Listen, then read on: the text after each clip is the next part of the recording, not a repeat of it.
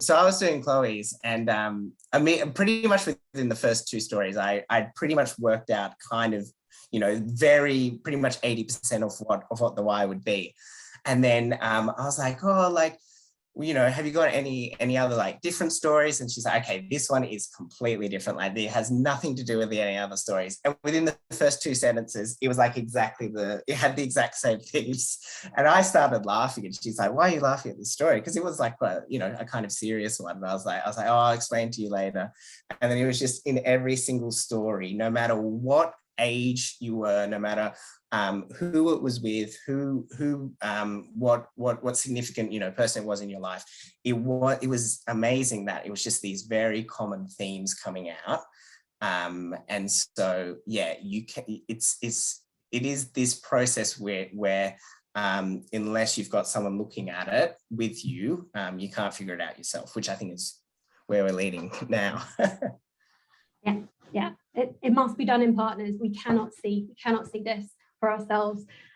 Jess, I know you're great in terms of example of that. I know that you're very similar to me. You've done a lot of kind of self-work, a lot of self-reflection. What was your experience? Very similar to James. I remember anyone who's a procrastinator or not, I literally left the story to the morning of, because I had that pressure of like, must be the correct story. And every time I tried to put it down, I just kept being like, no, I'm not in the right mind frame to get it. And so it was the morning of, and I was just like, shit, really need to get some stories down now.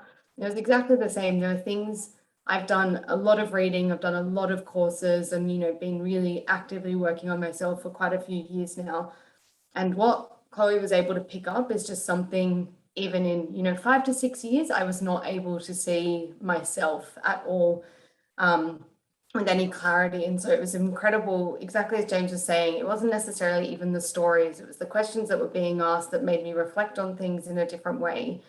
And then all of a sudden, Chloe's sitting, writing away, and then when she presented it to me, there's all these themes that came through that just no way even as soon as she said them, I was like, okay, I kind of understand what you're saying, but I never had seen that for myself. So specifically in mine, it's do the right thing. It just wasn't what I had ever really associated with. And then she went back through every one of my stories and pointed out the exact theme of where it came in. And I was like, that is incredible. Even as I was telling you the stories, I didn't pick up on that at all.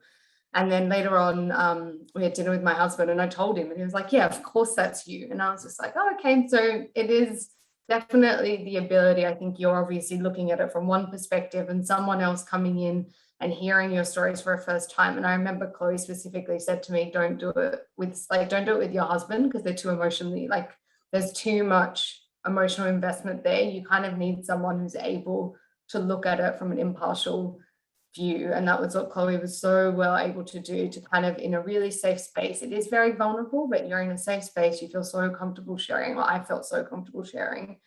And it became this really lovely evening, despite the fact that you're sharing some, not so great things that you've done in the past, but then all of them kind of being key to contributing to who you are and why you do what you do. Want to be a confident, purpose-led leader? At Popp, we provide professional development that lasts. How? By integrating expert advice with leadership coaching and community, supporting you to sustainably elevate your performance and unlock your potential.